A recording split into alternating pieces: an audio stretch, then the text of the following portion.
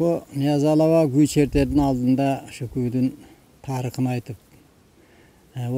okuyalarını toluk aytıp çertkende. Oşo bu Niyazalavanın Sarvarpı degen güysünde Sarvarpı degen çimçik жаңгактуу жерде уялайт экен. Ошондо баягы Sarvarpынын уялаган жериндеги балапанын карачаар жылан жутуп аткан жерин көрүп, анан ошолордун бири-бирине болгон мамилесин Sarvarpынын чебелектеп өзүнүн муңун айтып аткан жерин чертет да. Ошондо Sarvarpынын келинчеги айтат экен: айда туусам айда жок, айда жылан жеп коет. Жылда туусам жылда жок, жылда жылан жеп коет. Мен теңирге эмне жаздым деп.